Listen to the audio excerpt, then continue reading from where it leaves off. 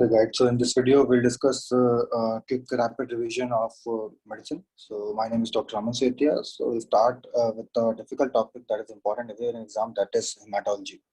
So if I talk about basic thing of hematology, we'll focus more on the MCQs which are trending, and on the conceptual things which they ask repeatedly in exam. So if I say about hematology, we have marker for hematopoietic stem cells. So if I say the marker for hematopoietic stem cell, the name of that CD marker is this CD34. So hematopoietic stem cells, these are a positive for CD34. If I say what is important in hematology, we should be knowing about some basic aspects. So if I say the normal hemoglobin level, it is 12 to 17. It's 12 to 17. The baby form of RBCs, the baby form RBC, we call them reticulocytes. So their number is 0.5 to 1.5%. These reticulocytes, these are stained by a dye. That dye is called as neomethylene blue. So you can see the reticulocyte in this image. So these are baby RBC or a childish form or kiddish form of RBCs. So if I say how we classify anemia, the anemia classification you should remember that is based on the MCV. MCV stands for mean corpuscular volume. The volume of MCV is femtoliter. So it is normal value, that is 80 to 100 femtoliter. So if I say we classify based on MCV, we classify this into microcytic anemia, normocytic anemia, and macrocytic anemia. So if I say what we have in microcytic anemia, here in this you will see the MCV value will be less than 80. Normocytic, the MCV value will be in the range of 80 to 100, and in macrocytic, the MCV value, this will be more than 100. This will be more than 100. So if I say what are the anemias which are having microcytic properties, or this you can remember by a simple mnemonic, that mnemonic will be Sheetal. So Sheetal, S stand for sideroblastic anemia. S stand for sideroblastic anemia. Pay attention, the student make mistake. S is not sickle cell anemia, it is sideroblastic anemia. I stand for iron deficiency anemia. T will be your thalassemia. A will be your anemia of chronic disease, and L will be a variant of sideroblastic anemia that is called as lead poisoning. If I say the macrocytic anemia, generally you remember the macrocytic anemia, we'll see generally this with deficiency of certain vitamins, like remember two vitamins name, that is B12 and B9. So B12 deficiency and B9 deficiency, these are the main cause of macrocytic anemia. So one by one in a nutshell, we'll discuss the different type of anemia and the basic property of this anemia. So if I say some more MCQs that they ask in exam, the name of the transport form of iron. The transport form of iron is called as transferrin. The transport form of iron, we call this transferrin. So we have a transporter. The transporter is called as divalent metallic transporter, DMT1. So the stored form is called as ferritin. So stored form of iron is ferritin. So these are the MCQs that they are repeatedly. You generally understand is if I say the most common type of anemia, the most common type of anemia will be iron deficiency anemia. So what are the parameters you will see? Whenever there is iron deficiency anemia, you will see the value of serum iron will decrease. So generally they ask question on this increase and decrease. So they confuse students with this increase and decrease value. So serum iron will decrease. So remember, when serum iron will decrease, so you will notice the ferritin, the stored form will also decrease. So if I say the serum ferritin value will decrease. So whenever remember the serum ferritin, this serum ferritin is always inversely proportional to TIBC.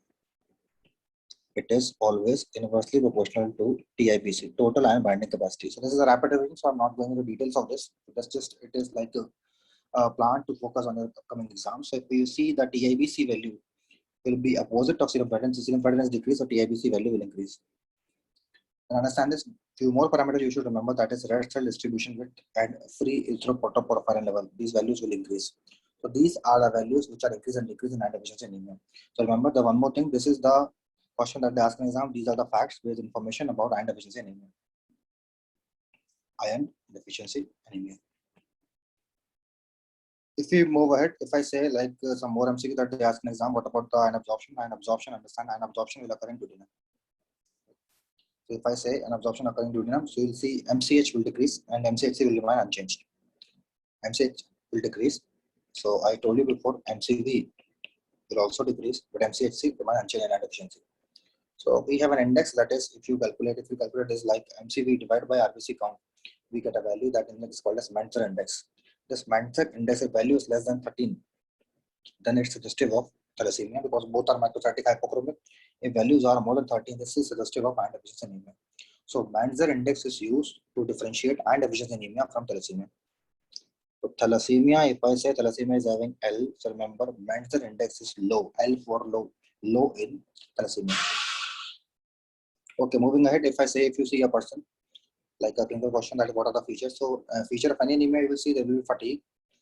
Sometimes some person with iron deficiency anemia, they start eating non-nutritive things. Non-nutritive things means things which are not having any nutritive value, like chalk, slate pencil, rubber, erasers. These kind of things. This person started eating mud. We call this pica. So pica is nothing. Pica is eating non-nutritive things. Pica is eating non-nutritive things, right? Like mud, chalk, slate pencil, etc. Because there is a body grave for iron, so there will be nail changes. So we'll call this koilonychia, and you'll see angular stomatitis. Okay, sometimes the patient with iron deficiency anemia, generally it's a female. Generally, this will be a female, and this female will have iron deficiency anemia, and this female will be having esophageal webs in esophagus, and these female will also develop inflammation of tongue, that is glossitis. So these are the features which are suggestive of Plummer-Vinson syndrome. Sometime in exam, they'll give you another name. We also call this Patterson-Brown-Kelly syndrome. Plummer-Vinson syndrome or Patterson-Brown-Kelly syndrome. So if I say the treatment for this, we can give oral supplementation initially, like ferrous sulfate, ferrous fumarate, ferrous gluconate. These are oral supplementation for iron, or if it is a severe deficiency, then we can give intravenous or intramuscular iron, which are available in the form of ferrous sucrose and ferrous carboxymaltose. Now understand this, if I say a person who is having iron deficiency anemia, this is most common anemia overall. If I say the most common anemia in pregnancy, most common anemia overall, so answer will be iron deficiency anemia. If I ask you a question, most common anemia in pregnancy, in a country like India, the most common anemia in pregnancy, the answer will be dimorphic. Dimorphic means there will be deficiency of both iron and folic acid. But if in MCQ they are asking you both the options are given, like iron deficiency anemia, it is still more common than folic acid deficiency. The better answer is dimorphic. If dimorphic is not given, still remember iron deficiency is more common than folic acid. So these are some information about iron deficiency anemia. If I say the next type of an image, as you can see this image. Like first, they'll try to give you MCQ like congenital X-linked disorder due to aminolevulinic acid synthase deficiency, due to lead poisoning, sometimes due to isoniazide toxicity, which can lead to, or they can give you a word because of pyridoxine deficiency. Pyridoxine deficiency means B6 deficiency. The patient will have myelodysplastic picture. You will see in the peripheral smear ring sideroblast, and you will notice iron plus basophilic granules. You will see iron along with basophilic granules. These bodies are called as papenema bodies. And patient will have iron overloaded state, that will be high serum iron. So these are the MCQ suggestive of sideroblastic anemia. These are the MCQs that they ask in exam for sideroblastic anemia. Sideroblastic anemia. So you can see the peripheral smear, you can see the ring sideroblast, and you will see the basophilic stippling here, and you will see iron plus basophilic body. We call them papenema bodies. Papenema bodies. Okay, so moving ahead, if I say Manzer index, this that is giving a clear cut hint. Manzer index is low. There are different variant like minor, intermediate, and major. The major one is called as Cooley's anemia. You will notice serum iron is increased. Ferritin is increased. Ferritin increase, I told you, when ferritin is increased, the TIBC value will decrease. For screening, we can do a test that is called as Nestorf test. Nestorf test stands for naked eye, single tube, RBC osmotic fragility test. And for confirmation, we can do electrophoresis, or we can do high performance liquid chromatography. High performance liquid chromatography. In the peripheral smear, you can see this type of cells. These type of cells, what we call them? We call them target cells. We call them target cells, and these are the MCQs related to your beta thalassemia. These are the MCQs related to beta thalassemia. Clear? So remember, Manzer index could be expected question in your exam. So many questions have been already asked, like this Nestorf test, they have already asked the exam. Okay, then understand this. Beetle deficiency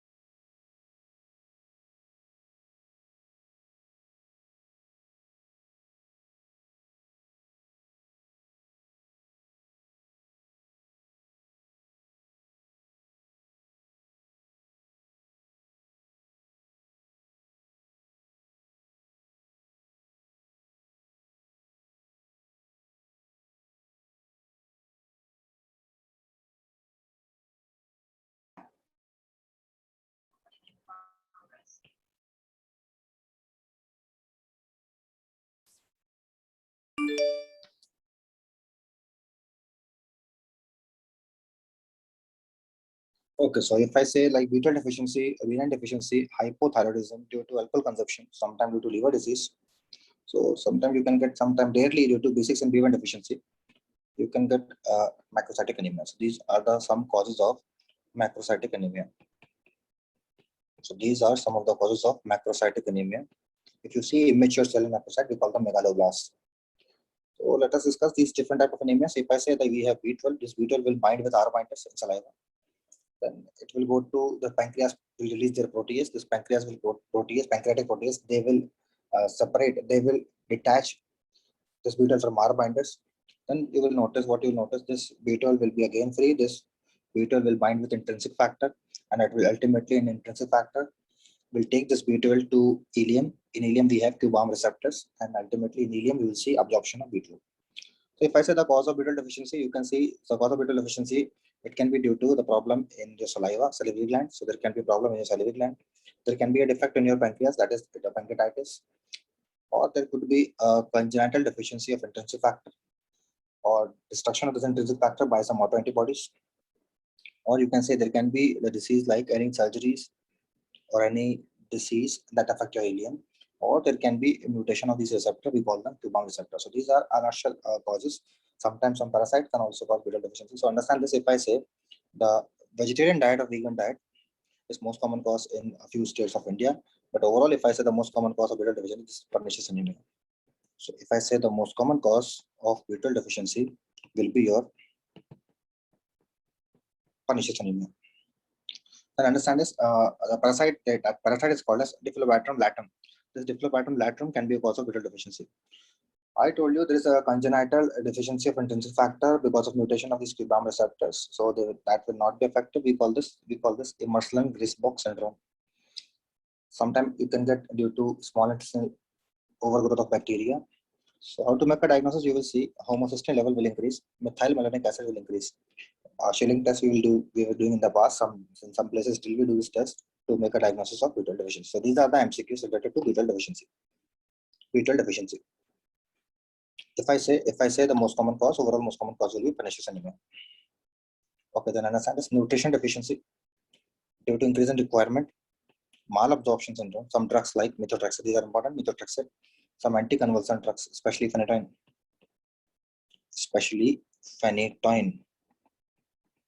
due to alcohol and sometimes due to pyrimethamine. You will see homocysteine level will increase here also, but MMA, methylmalonic acid will be normal. So these are the questions related to your folate deficiency.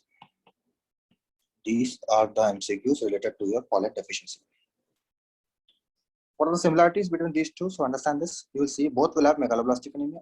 Both will have hypersegmented neutrophils. So hypersegmented neutrophils means any neutrophils which is having more than 5 segments. So 5 or more segments we call this hypersegmented neutrophils. You will see MCV values will be more than 100.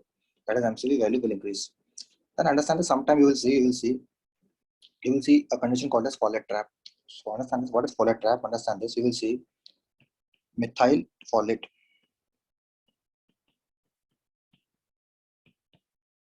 is not converted into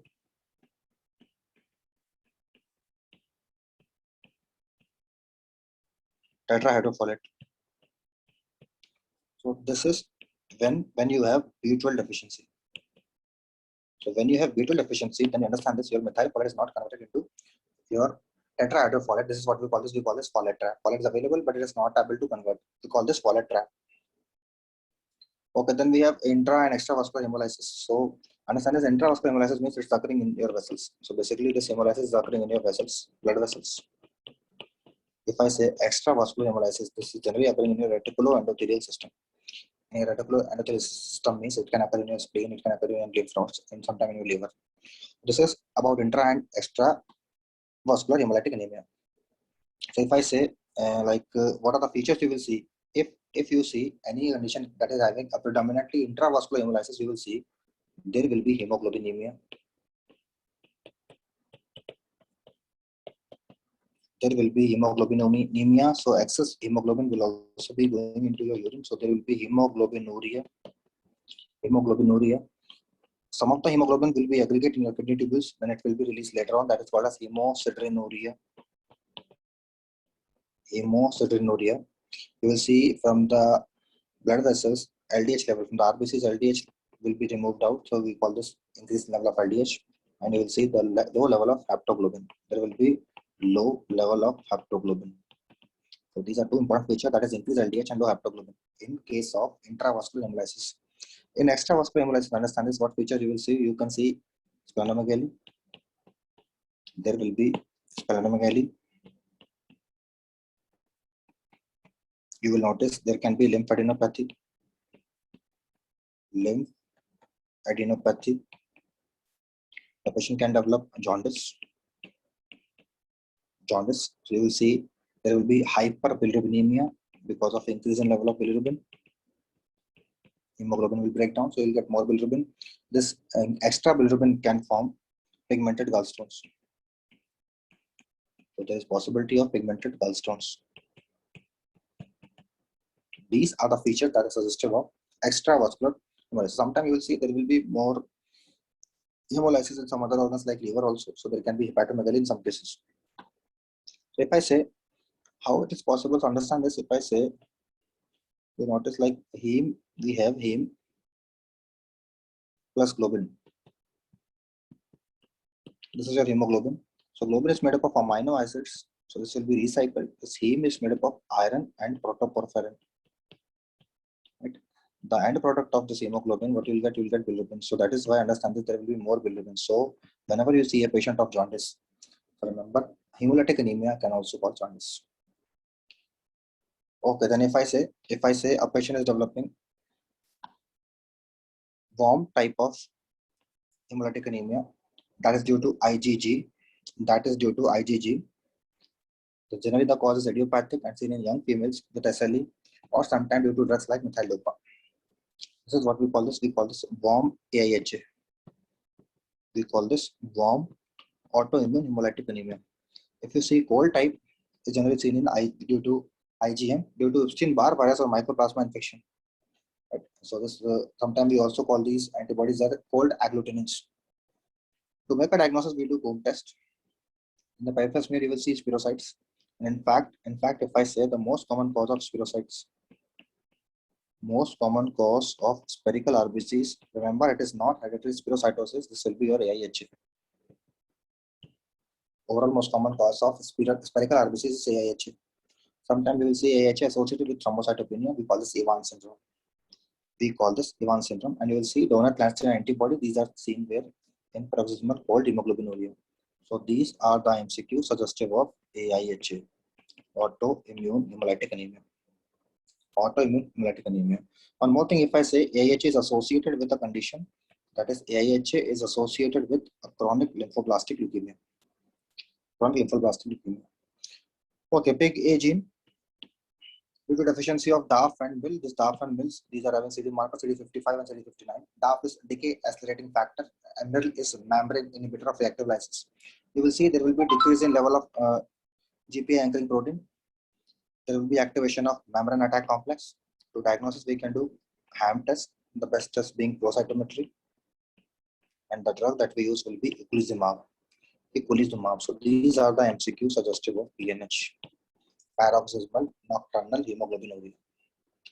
Okay, if I say what is MAC, MAC stands for your C5B29. This is your MAC, membrane attack complex. So these are the MCQ suggestive of paroxysmal nocturnal hemoglobinuria. Okay, sometimes some patient will develop hemangioma with thrombocytopenia in a condition called as Kasabic-Maric syndrome.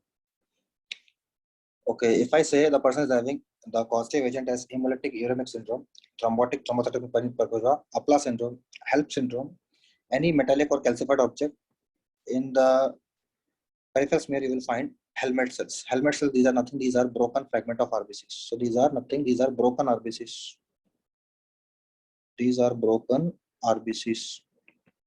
So these are the MCQs suggestive of MAHA. Microangiopathic hemolytic anemia. MAHA. Microangiopathic hemolytic anemia. So this broken RBCs or helmet cells, we also call them by another name. These are called as cystocytes. Okay, orthogonal dominant condition due to ankyrin mutation. For diagnosis, we can do Nesterov test, osmotic fragility test, or eosine malidomide test. Best will ectocytometry. You will see the treatment of choice will be splenectomy, and in the peripheral smear you will find spirocytes. These are the MCQs suggestive of hereditary spherocytosis. Hereditary spherocytosis. Hereditary spherocytosis. So as I told you, hereditary spherocytosis also you will see spirocyte, but most common cause of spherocytosis will be your AIHA. AIHA. Okay, then understand this. You can see sometimes a patient can eat get taking some antimalarial drugs, especially quinine containing antimalarial drugs, or consumption of fava beans. So when patient consume a lot of fava beans, we call this favism. There will be decrease in level of glutathione. You will see in the peripheral smear, white cells or blister cells, pus cells, and Heinz bodies. The condition is X-linked recessive. The diagnosis is done by testing of that particular enzyme, and that particular enzyme is called as G6PD. So the C that MCQ suggestive of glucose 6-phosphate dehydrogenase deficiency anemia. Glucose 6-phosphate deficiency anemia. So you can notice in the peripheral smear. So these are, you can see these bodies. These are iron-containing bodies. So that's why they are staining pink or red. We call them Heinz bodies. You can see these Heinz bodies. They are being eaten up by splenic macrophage. So splenic macrophage will think this is a nucleus, so they will eat it up.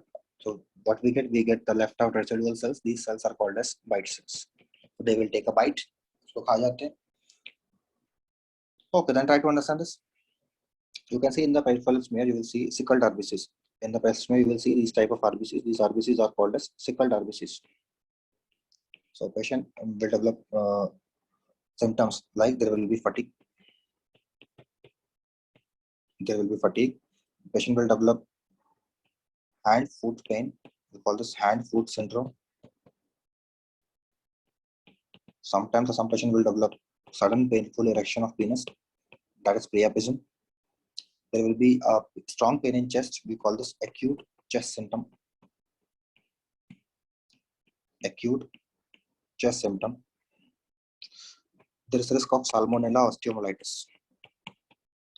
There is risk of salmonella osteomyelitis. If I say for treatment, we can use a drug. That drug is called as hydroxyurea. Hydroxyurea. In the peripheral smear, I told you these are your sickled RBCs. You will see sickled RBCs. We also call them drepanocyte. If you notice, like sickle cell anemia, it occurs whenever you see the glutamate is replaced by valine. Glutamate is replaced by valine. So these are the classical changes. You see G for glutamate, G for guan, V for valine, V for valine. So we are welcoming the valine. Okay, if I say CML, chronic myeloid leukemia, generally it is due to a mutation of a gene, that is BCR-ABL gene. So it is due to BCR-ABL gene mutation. The end product of this gene fusion, what we get a protein. That protein is called as P210, protein 210. Polycythemia vera, myelofibrosis, and essential thrombocytosis. This will occur due to mutation of gene called JAK2 kinase. So understand this, all these four diseases, right, they are part of myeloproliferative disorder. So these all four diseases, they are part of myeloproliferative disorder. So in myeloproliferative disorder, we have four conditions: CML, polycythemia vera, myelofibrosis, and essential thrombocytosis. Okay, then understand this. Whenever a person is having sickle cell anemia, they will have a protection to malaria. Pancytopenia with hypocellular marrow, you will see only fat cells because hematopoietic stem cells are lost. The congenital cause, remember, Fanconi syndrome or dyskeratosis congenita. Schwarzman-Diamond syndrome, there is one more, Diamond-Blackman syndrome. It can be due to idiopathic reason, due to benzene, due to NSAIDs. Right. So if you notice the normal ratio of hematopoietic stem cells and fat cells is 1:1, here you will see that hematopoietic stem cells are lost. So in bone marrow, you will find only fat cells. So these are the MCQs related to your aplastic anemia. These are the MCQs related to aplastic anemia. Okay, if I ask you which virus can cause aplastic anemia-like feature, the name of that virus is called parvovirus B19. So parvovirus B19 can cause two things. First is it can cause aplastic crisis. It can cause aplastic crisis in sickle cell anemic patient, or it can cause a separate condition. We call this pure red cell aplasia. Pure red cell aplasia. Parvovirus B19. So which virus is having a tendency to affect your hematopoietic or a tendency to damage your hematopoietic stem cell? That is a parvovirus B19. Okay, you will notice a myeloblast. There will be pancytopenia. Sometimes it can transform into AML. You will see many type of deletion. The most common being 5q deletion. Pseudo Pelger-Heart anomaly on ball cells. The drug that we use is lenalidomide. Sometimes you will see one more special cells that is called as Dohle bodies. Dohle bodies. So these are MCQ related to your myelodysplastic syndrome.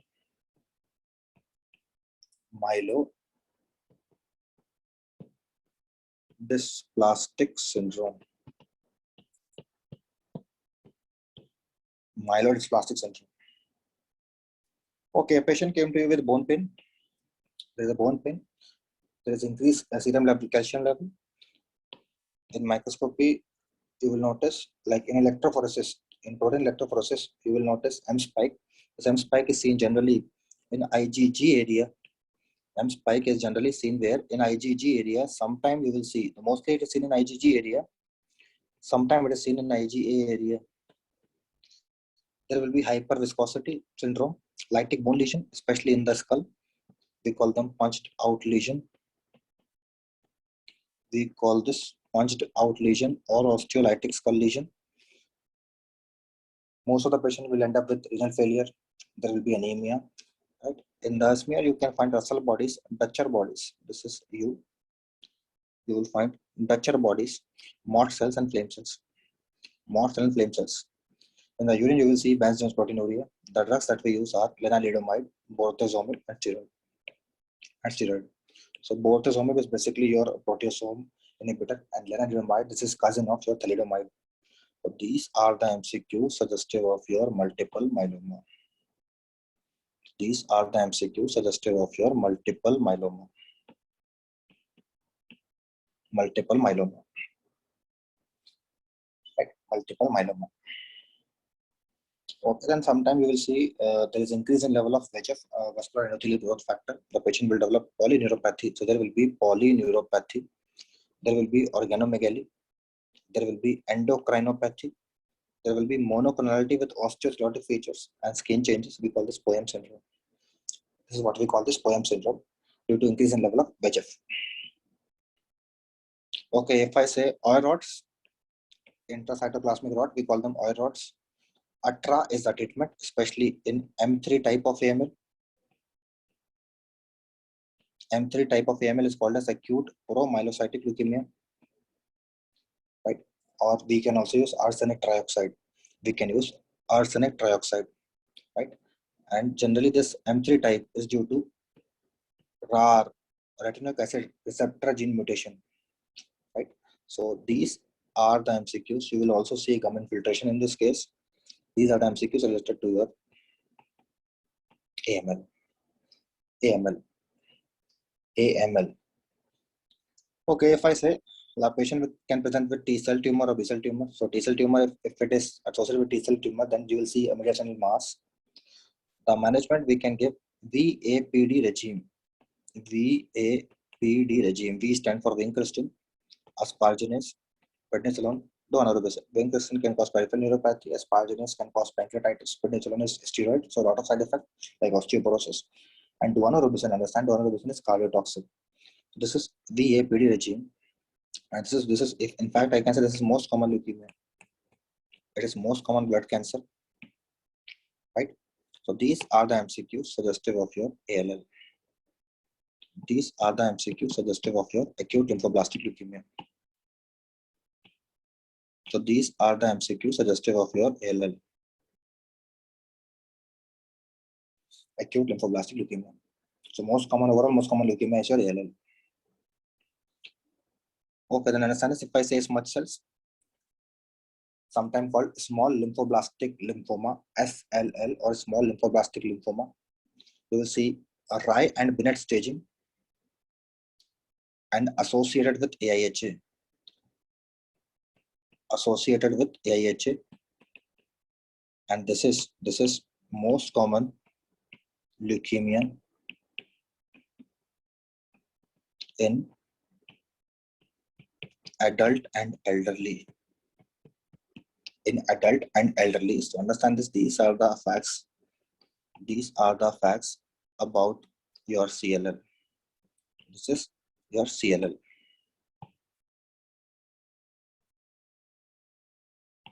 This is your chronic lymphoblastic leukemia. Chronic lymphoblastic leukemia.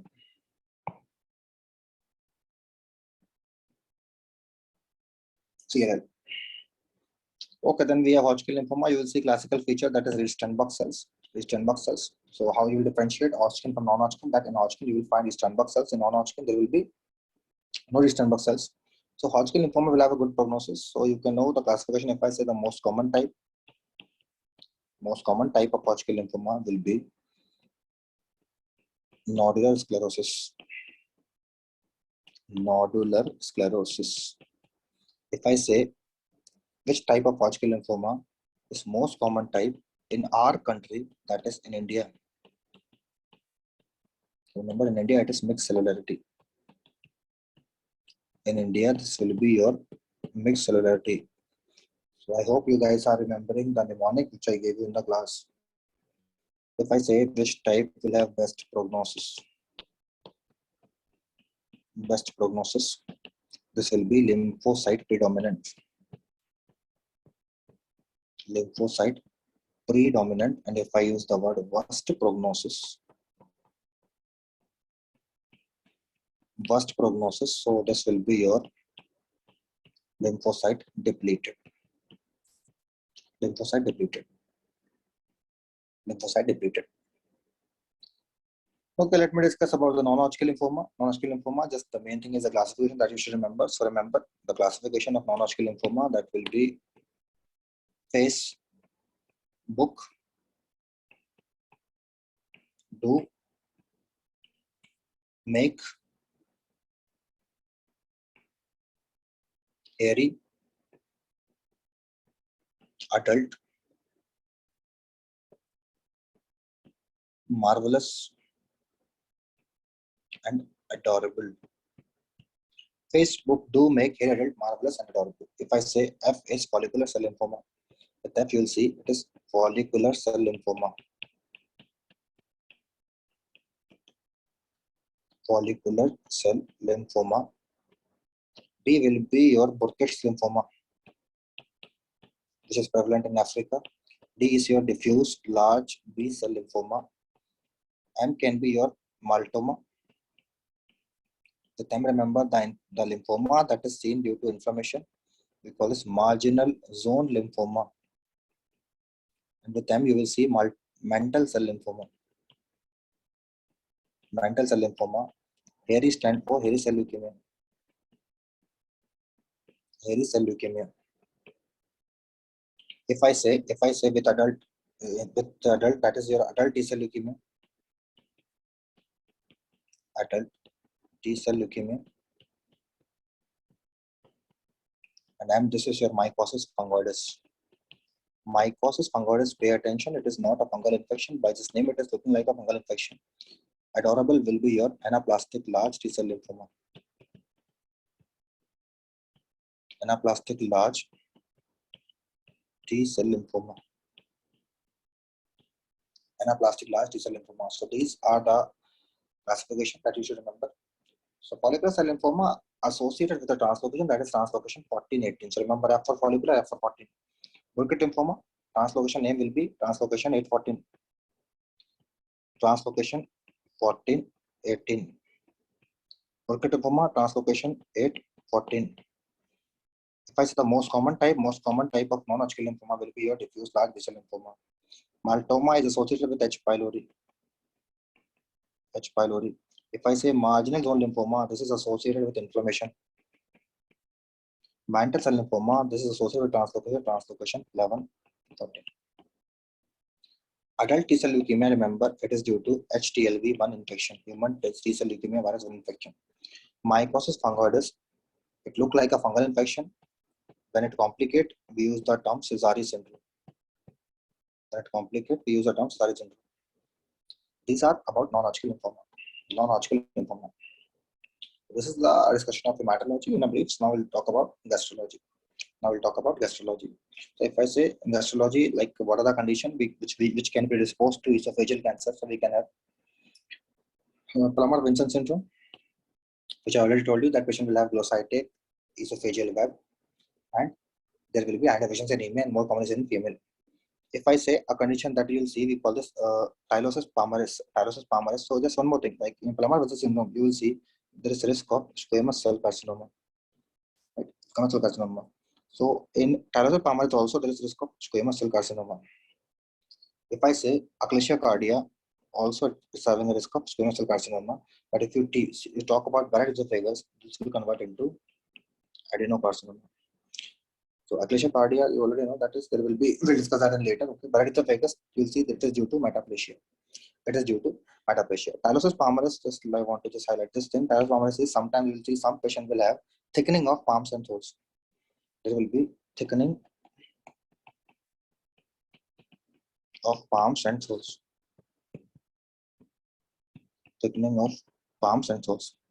Okay, stomach cancer, which are the common conditions? So you can get gastric cancer, gastric ulcer, autoimmune gastritis. We also call this type A gastritis.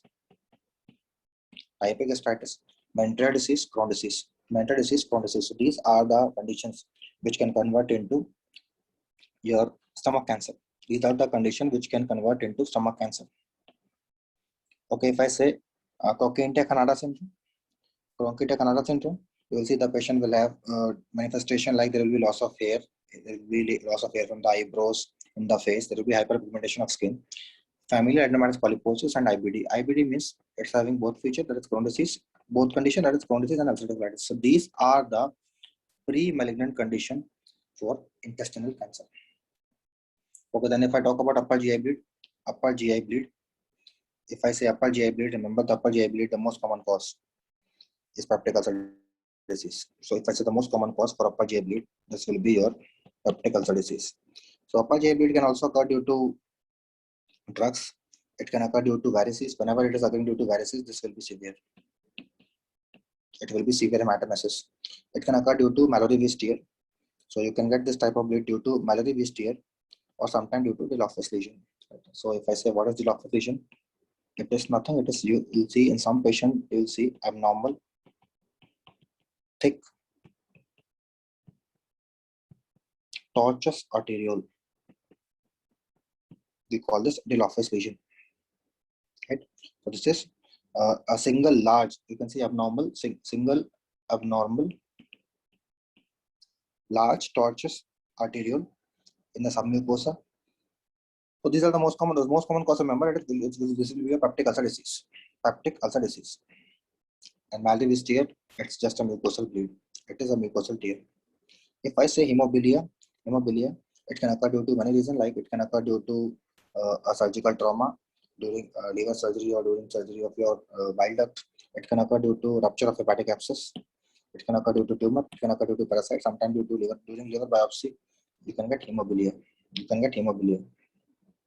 If I see lower GI bleed, understand this. We have two terms, that is hematochezia and melena. So if I say hematochezia, meaning is what? Hematochezia is a fresh bleed.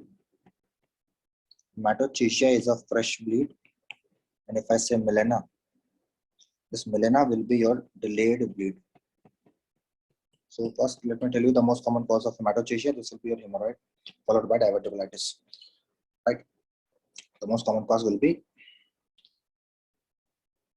for hematochezia. For understand this, if I say for hematochezia, the most common cause. If I say for hematochezia, you will notice the most common cause will be, sorry, just I misplaced something. Hematochezia, remember this hematochezia, the most common cause. Just let it be here. Now it's fine. Hematochezia, if I say the most common cause will be rectal polyp in children. This is in children. right? Rectal polyp in children, and hemorrhoid will be most common cause in adults. If these are not given, then the answer will become diverticulitis in adult and Meckel's diverticulum in children. Remember, the most common cause of hematochezia in children it will be rectal polyp. In adult it will be hemorrhoid or piles. Other cause it can occur due to IBD, due to CA colon, due to angiodysplasia of colon, or due to mesenteric insufficiency. These are some other causes. If I talk about melena, so understand this. If I say the melena, that is minimum blood that is needed to cause melena, this will be 60 ml. 60 ml. If I say the most common cause of melena, so remember most common cause of melena is also your peptic ulcer disease. Most common cause for melena will be peptic ulcer disease. It can also be due to drug-induced gastritis, portal hypertension, malarial yeast. Okay, then understand this. Like we have an area in your esophagus, especially you will see that area is called as your thin area. This area is called as your Killian dehiscens. This area is called as Killian dehiscens.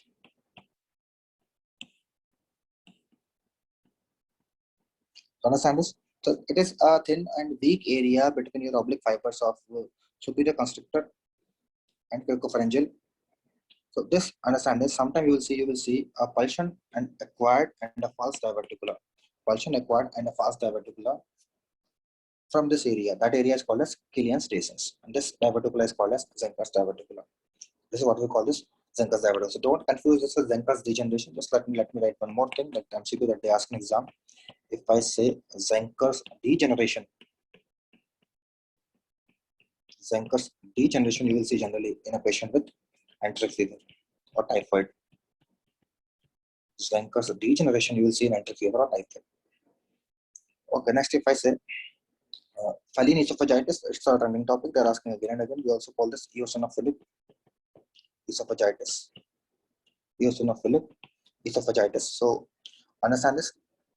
So Feline esophagitis, it can be due to GERD, due to hypersensitivity to certain drugs, due to connective tissue disorder, diabetes, infections. So what is important is understand this. You will see like in the endoscopy, when we do the endoscopy in this patients, you will see corrugated appearance. Multiple corrugated fold. This endoscopy, you will see this kind of corrugations. You will see this kind of corrugated fold in endoscopy. So a good gastroenterologist can easily diagnose this. Okay, volcano ulcers. If I say volcano ulcers are still herpes simplex virus esophagitis. Will induce esophagitis. Some drugs can cause esophagitis. Like some drugs you should remember that is doxycycline, tetracycline, quinidine, iron tablets, anisite, and bisphosphonates. So understand this. That is why, especially just the important ones are for practice. Important ones are the iron tablet and bisphosphonates. So we advise the patient to not to lie immediately after taking this tablet. इनको लेके तुरंत सोना नहीं होता है. Otherwise, you will develop GERD. So understand this. This is ectasia cardia. If I say ectasia cardia, the classical appearance you will see here that we call this bird beak appearance. This is your bird beak appearance. So ectasia cardia, this is like it can be due to many reasons. So if I say the most common cause is autoimmune, but in some countries it can occur due to Chagas disease. In some countries you can see it is due to Chagas disease. So what happened in ectasia cardia, understand this. What happened in this condition, you will see the patient develop features like there will be failure of LES to relax. LES means lower esophageal sphincter will not relax. LES will not relax, so there will be increase in tone. Esophageal tone will increase, and you will see the motility in the esophagus will reduce. That is the peristalsis. So this is what we call this triad of ectasia cardia.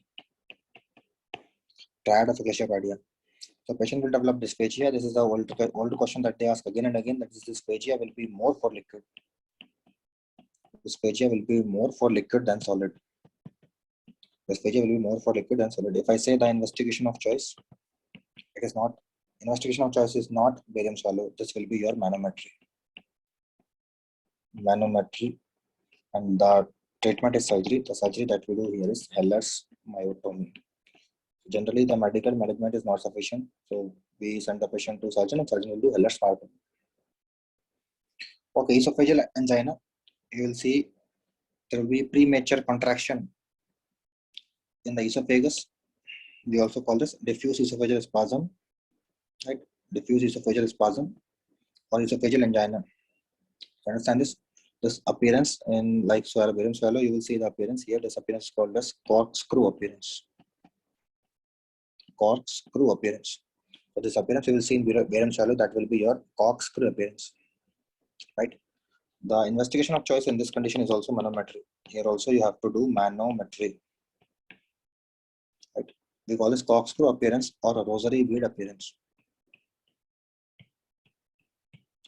Corkscrew appearance or rosary bead, and this appearance you will see where? You will see in barium swallow. You will see this appearance where? In barium swallow. Right. This appearance you will see where? In barium swallow. Now understand this. Now sometime you will see the patient will develop access peristalsis in this condition. In that case, we use the term nutcracker esophagus. Nutcracker esophagus. So both are more or less the same condition, just a severe version of this. We call this nutcracker esophagus. Okay, say if I talk about GERD, understand this in GERD, just I want to say a few important things. If I say the investigation of choice will be 24 hours pH monitoring. If I say what is the drug of choice, the answer will be your proton pump inhibitor. If I say what is the treatment of choice, the answer will be surgical procedure. The surgical procedure that we do, with surgery that we do. Okay, so sorry, surgery of choice, not TOC. TOC will be PPI because most of the patient will get a leave from medical management. If I say the surgery that we do here, it's called as Nissen fundoplication. Nissen fundoplication. Nissen fundoplication. Okay, Barrett is also, you already know this Barrett, you will see there will be metaplasia. It is due to metaplasia. In this metaplasia, you will notice that patient will have squamous epithelia.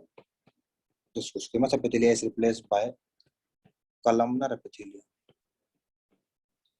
Columnar epithelia, and this columnar epithelia is specific because this will have, we call this intestinal type of columnar epithelium. It is intestinal type, and here you will find goblet cells. Here you will find goblet cells. Okay, so we have different type of gastritis. So just understand this: type A gastritis, type B gastritis, type C gastritis. So type C gastritis is due to NSAIDs or chemicals, or sometimes steroids or any other drugs. So it is due to NSAID, steroid, chemicals. Type B gastritis, if I say the most common cause for this condition will be a bacteria that is called as H. pylori. Type A is your autoimmune. Type A will be autoimmune. If I say type A will be autoimmune, and type A gastritis, understand this is involving your body. Type A will involve your body. Type B will involve your antrum. How to remember this? B2A. How to remember this? B2A. Type B will involve antrum. A to B. Type A will involve body. Type A will involve body. Okay, then understand this, we have mental disease. So let me say a few facts about this condition also. If I say mental disease, so this is due to, just a minute.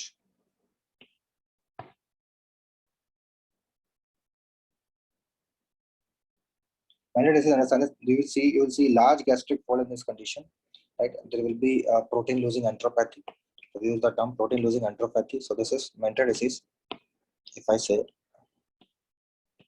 you will see large gastric fold. You will see large gastric fold.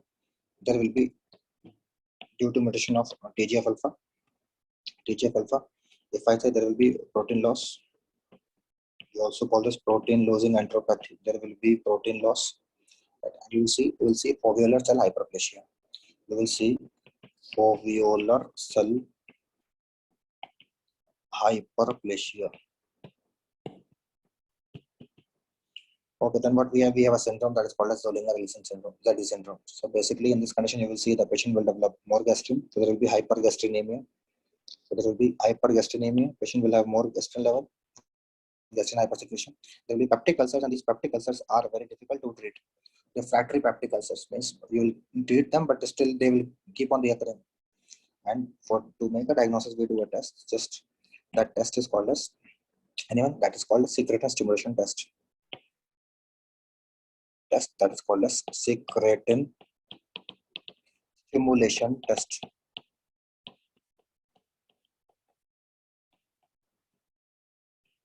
Secretin stimulation test.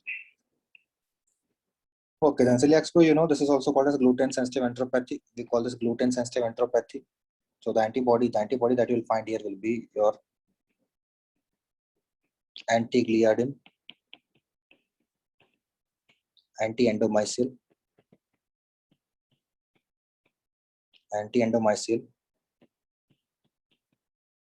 and anti-TTG, anti-tissue transglutaminase. Anti-tissue transglutaminase. If I say this is, already that celiac screw is due to hypersensitivity to 4 cereals: barley, rye, oat, wheat. And if I say there is risk of dermatitis herpetiformis, type 1 diabetes, IgA deficiency, and Down syndrome in a patient who is having celiac screw.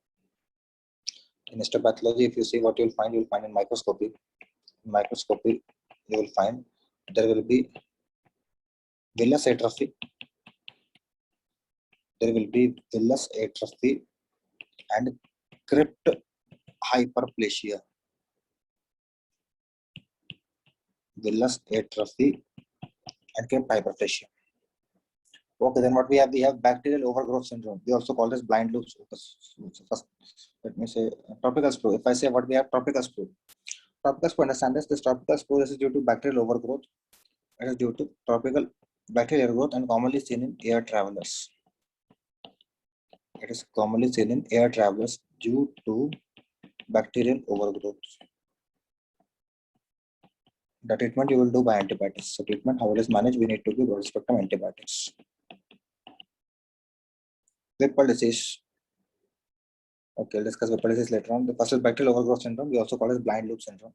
So basically, this is due to, you can see, there will be generally the causes post-operative. Generally, you can see this in a post-operative patient or a patient who had IBD, right? So patient will develop nutrition deficiency, particularly butyrate deficiency. So how this you treat? Again, you need to treat this with antibiotic. You need to give antibiotic with micronutrient. Micronutrient, like you need to give multivitamins. Whipple disease. If I say Whipple disease, the patient will develop weight loss. There will be weight loss. There will be hyperpigmentation of skin. You will notice hyperpigmentation of skin. The infective agent, if I say infection agent, that infective agent will be called as Trophirema whippelli. Trophirema whippelli. Examiner will not give you the word whippelli. They will ask you Trophirema. This question already been asked in exam. There will be polyarthritis. Patient will develop polyarthritis. You will see past positive granules in macrophage. You will see past positive granules in lamina propria. The patient will develop loose stool. There will be loose stool. There will be enteritis. There will be enteritis. And you will see the patient will develop steatorrhea. That is fatty stool. So Whipple disease you can remember by simple mnemonic Whipples.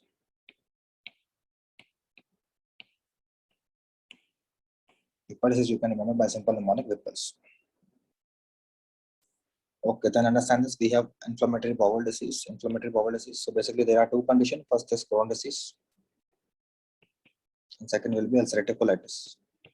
This time I'm writing the differentiating features of these two conditions. If I say the Crohn's disease, in Crohn's disease, what you'll notice, this will involve any part from mouth to anus. Any part from mouth to anus. If I say ulcerative colitis, this will involve your colon and rectum. The most common part will be rectum. In this case, so most common part will be rectum. Here, most common part will be ileum.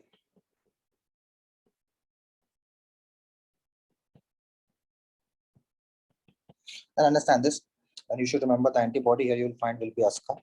The antibody that you will find here will be P-ANCA. P-ANCA. So relapse are common because it's involving any parts. Here you will see relapse are rare. If you once you do the surgery, then relapse are very rare. Relapse are rare. So here you will see escape lesions. Here you will see continuous lesion. Continuous lesions, right? So you will see some pattern, like you will see global stone pattern, string sign of contour, string sign of contour. You will see toxic megacolon,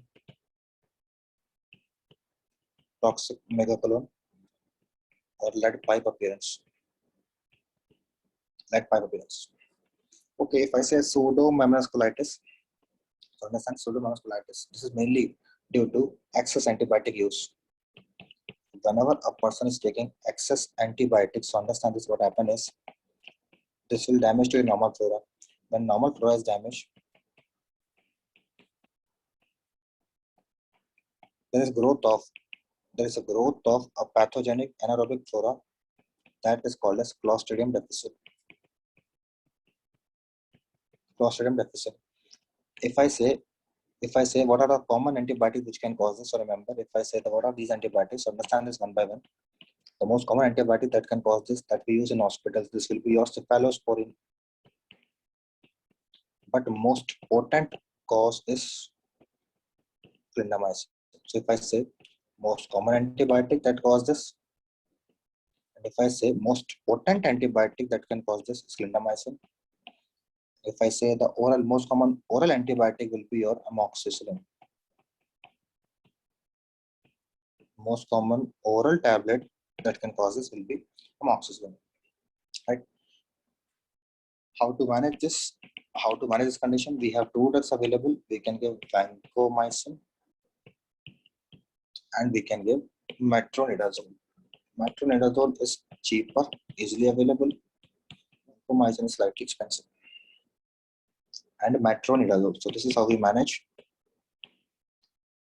pseudomembranous colitis.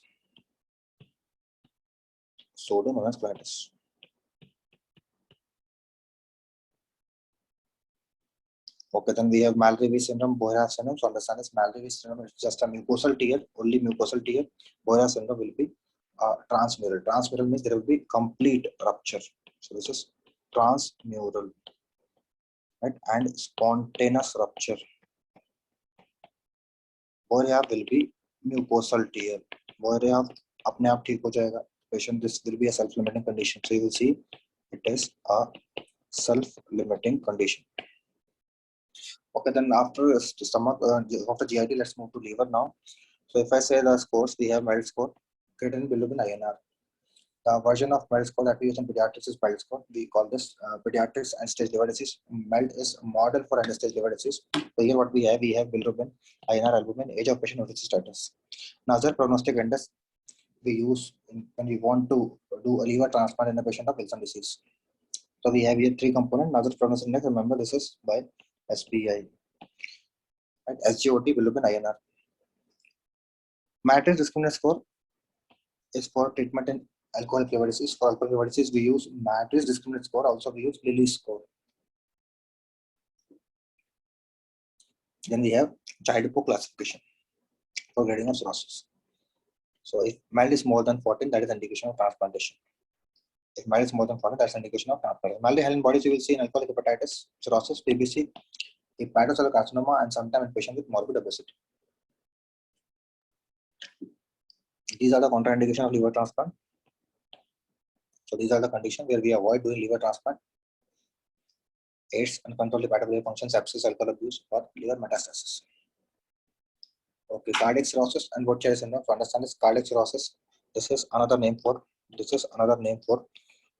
chronic passive congestion of liver. Chronic passive congestion of liver. Right? We also call this nutmeg liver. pathological term for this condition is nut bug liver. And Budd-Chiari syndrome, we call this, it's a thrombophlebitis. So if I say the Budd-Chiari syndrome, the most common cause for Budd-Chiari syndrome will be polycythemia vera, followed by paroxysmal nocturnal hemoglobinuria. Then it can also be seen in a patient who consumes a lot of OCPs, oral contraceptive pills. For viral hepatitis, we have a marker, the marker list for hepatitis B. These are viral hepatitis, especially hepatitis B. I'm talking about hepatitis B. So what are these markers of hepatitis B? Understand this. Remember this SCECES. SCECES. How to remember this? Understand this. This is hepatitis B surface antigen. Hepatitis B core antigen.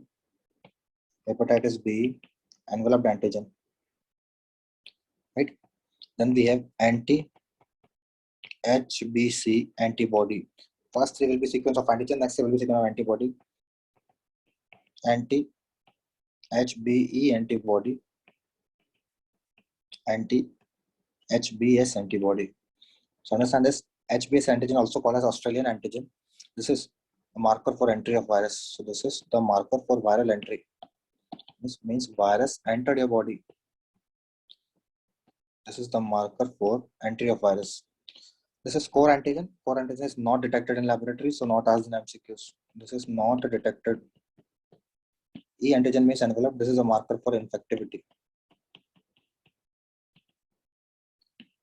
Anti-HBC antibody, you will have two type here, IgM type. IgM is a marker of acute inflammation, and we can see IgG type. IgG will be marker of chronic. So chronic hepatitis, you will see IgG. This antibody if you develop against HBE antibody, that is called as anti-HBE antibody. It means now this virus is no longer dividing. That is end of infectivity. And once you develop the antibody against HBS antigen, that is anti-HBS antibody, it means this patient is cured. This patient is cured. Right? This patient is cured. Okay, then understand this. Fulminant hepatic failure. When we use the term fulminant hepatic failure, whenever the person is having worsening of jaundice, decrease in liver response, bleeding, hepatic encephalopathy. This is what we call this fulminant hepatic failure. Fulminant hepatic failure means patient is having more worsened jaundice. So we use the term fulminant hepatic failure. Understand this. Whenever patient develop these signs and symptoms in less than 8 weeks, right? If it take 8 to 26 weeks, that is called as subfulminant hepatic failure. Subfulminant hepatic failure, we call this when you will see these symptoms in 8 to 26 weeks. Most common cause of fulminant hepatic failure is not hepatitis, it is due to toxins. If I say the most common viral cause, that will be hepatitis D. In pregnancy, it will be hepatitis E. In pregnancy, it will be hepatitis E. Is it okay? Okay, sometimes you'll see if you not treat a patient of cirrhosis or hepatitis, they can develop hepatic encephalopathy. So patient will develop confusion. There will be loss of visuospatial skills. There will be hysterexis, tremors, coma. These hepatic encephalopathy, remember, these are precipitated by diuretics, constipation, hypoxia, alkalosis. The most common reason being constipation. So remember, any patient of liver disease, you should ask the patient repeatedly that whether he's passing stool or not, because constipation is a predominantly an important risk factor for hepatic encephalopathy. Autoimmune hepatitis type 1, you will see ANA, Priyanka, and leukoid features. Type 2, you will see anti-LCAM, liver kidney microsomal. Associated with hepatitis C, type 3, you will see anti-LCAM, and it's associated with chronic hepatitis D. Alcoholic liver disease, if I say alcoholic liver disease, so we can have alcoholic hepatitis, alcoholic cirrhosis, and alcoholic fatty liver. So most sensitive tests will be SGOT, SGPT test or ratio. That is SGOT, SGPT ratio. And if I see the most specific test will be carbohydrate deficient transferrin. For prognosis, we have MADRS discriminant score, the one more score that we use, especially in alcoholic hepatitis, that is called as a Lilly score. Lilly score. Lilly score. Okay, then what we have NAFLD, that is non-alcoholic fatty liver disease. So understand this, in this NAFLD, if patient develop necrotic changes and inflammatory changes, then we use the term NASH, non-alcoholic steatohepatitis. So this is generally due to obesity. The most common cause is obesity due to junk food. It can occur in children due to Rh syndrome. Patient will develop asymptomatic right upper quadrant pain. The score that we use here is BARD score. BARD is bilirubin, SGLT, and diabetic mellitus. Right? Okay, then understand this. You'll see the patient will develop cirrhosis. So cirrhosis, you can see the classical feature of cirrhosis is you will see the ascites. So you can notice puddle sign. The fluid is beyond 100 ml, shifting dullness in case more than 500 ml, and sometimes you will see a massive or tense ascites, and that will show the fluid 3. Most common cause of portal hypertension is non-cirrhosis. It's non-cirrhotic portal fibrosis. In children, the most common cause will be extrahepatic portal venous obstruction. Okay, if I say SAG value, the SAG is serum ascites albumin gradient. The SAG value is important to diagnose the cause of ascites. So if I say SAG value is more than 1.1, think of cirrhosis, right, or heart failure. If I say SAG value less than 1.1, think of TB or malignancies. So these are the two to differential. Just you have to remember these two. But we call this high SAG ascites, cirrhosis CHF, low SAG ascites, TB malignancy, low SAG ascites. Okay, then understand sometimes this liver disease patient can further get deteriorate and their kidneys are damaged. We call it hepatorenal syndrome. So understand that hepatorenal syndrome, we have two variants, type 1 and type 2. If I say type 1, this is acute, again, and progressive in 2 weeks.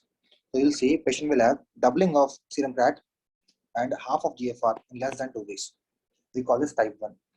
But if you see this over a short period and slowly, this is called as type 2. Type 2 means chronic and progressive, and this type 2 will have a classical feature that this patient will have refractory ascites. This patient will have refractory ascites, right? This patient will have refractory ascites. So we can give midodrine plus octreotide and IV albumin. Sometimes you'll see the patient with liver disease can also further, their lungs can be damaged because of hepatopulmonary syndrome. So they will have dyspnea and sitting position, right? They will have clubbing.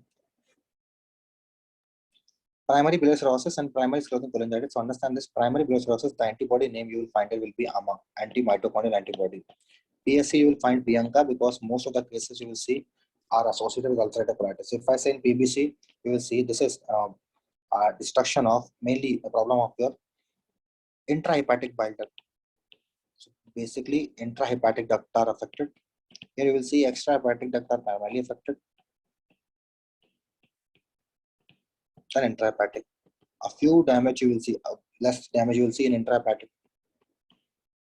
In PBC, you will see both patients will have a common complaint that they will have itching, that is pruritus initially, which is ignored by most of the patients. And they can develop stomach pain, that is abdominal pain. And this will have, both will have increase in the level of bilirubin. Both will have increase in the level of bilirubin.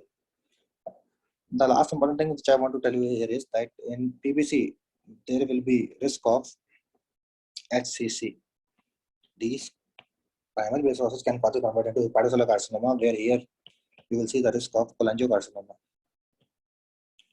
There will be risk of cholangiocarcinoma.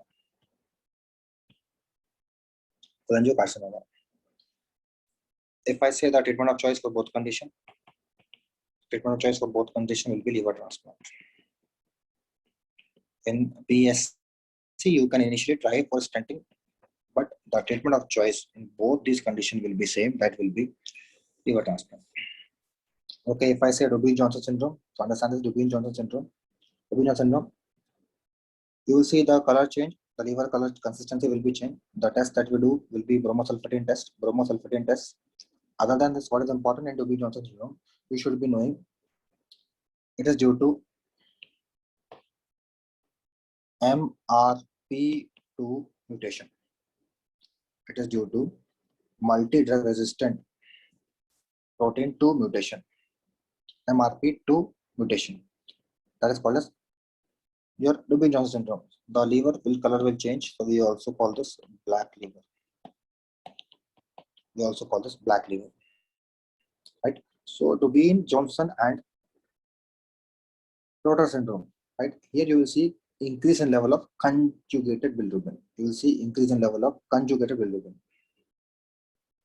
Then we have a Rotor syndrome. Rotor syndrome you can differentiate from Dubin-Johnson. Here you will see the mutation that you will see. Mutation you will see here in OATP B1. Right? This is organic anionic transport protein B1. but here liver will be normal. In both these conditions, Dubin-Johnson and Rotor syndrome, you will see there will be increased level of conjugate bilirubin. Okay, if I say Gilbert syndrome, so Gilbert syndrome and Crigler-Najjar syndrome. Now Gilbert syndrome, you will see here, you will see there will be decrease in level of UTP glucuronidase transferase. UTP GT activity will be decreased, so this will be around 10 to 30%. So only 10 to 30% of normal activity is present, right? You will see in these two conditions. First, let me write this. In these two conditions, you will see there will be increase in unconjugated bilirubin. You will see increase in unconjugated bilirubin. Okay, in Crigler-Najjar syndrome, you will see this UTP glucuronidase transferase is absent. Okay, Wilson disease, the drug of choice will be zinc. If I say chelating agent of choice will be penicillamine, right? Penicillamine is toxic, so sometimes some doctors they also give triantine. If I say other drugs which we can use, that will be emerging. Harrison clearly said that emerging drug of choice will be tetrathiomolybdate. Emerging drug will be tetrathiomolybdate. Wilson disease, just few more MCQs. If I say autosomal recessive condition due to ATP7B gene mutation, ATP7B gene mutation due to decrease in level of ceruloplasmin. Decrease in level of ceruloplasmin. So copper will accumulate in the body. The patient will develop copper excess. So there will be copper toxicity in tissue. You will see copper toxicity in tissue, like you will see copper accumulation in the eyes. So we will get KF ring, Kaiser Fisher ring, and you can get sunflower cataract in the eyes.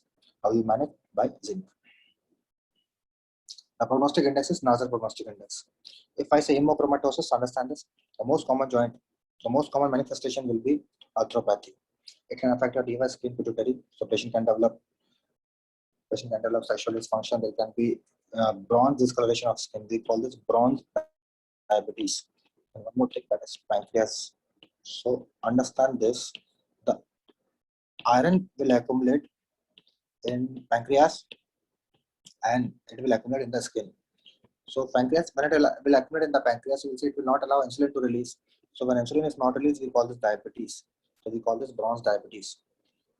If I say there are many forms, if I say it can occur, if I say the primary form of hemochromatosis is due to HFE gene mutation, whereas secondary form is due to blood transfusion.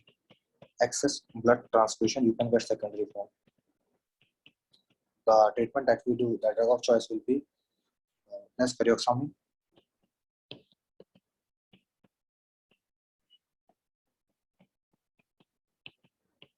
This is iron chelating agent, but if I say the treatment of choice will be phlebotomy. This will be phlebotomy. So this is about your liver part. Now let me talk about hormones. Understand this: the first hormone was secretin. The most studied hormone is your insulin. So hormone can be amino acid derivative like catecholamines, thyroid hormone, small nucleotide GnRH, TRH, large protein like insulin, PTH, and LH, steroid hormone, cortisol, estrogen, vitamins like A and D. The most common site of metastasis in pituitary, the answer will be posterior pituitary. The most common site of metastasis in pituitary will be posterior pituitary.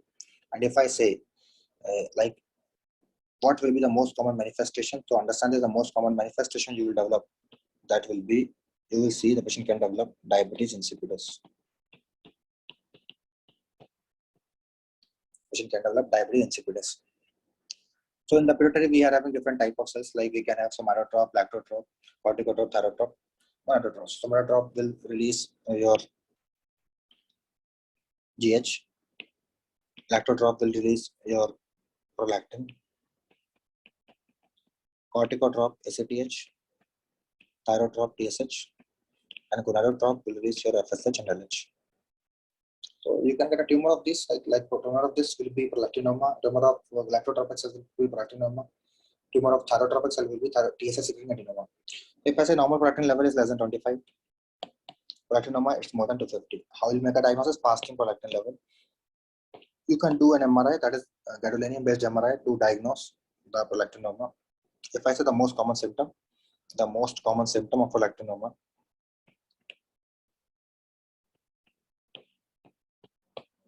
most common symptom will be galactorrhea, followed by amenorrhea. Galactorrhea followed by amenorrhea. Acromegaly and gigantism, you can see this like 2%, gigantism and great Khali. You can see the acromegaly means gigantism means there will be increase in the level of GH since birth. Since birth means patient is having more growth hormone since birth. Acromegaly means increase in growth hormone level after puberty. So understand this, gigantism will have more complication. Otherwise, more or less both will have same features. But this gigantism patient, they will die early. For screening, we can do IGF-1 level. For confirmation, we do oral glucose tolerance test. And investigation of choice will be gadolinium-based MRI because the most common cause will be tumor. The treatment we can give the growth hormone antagonist that pegvisomant.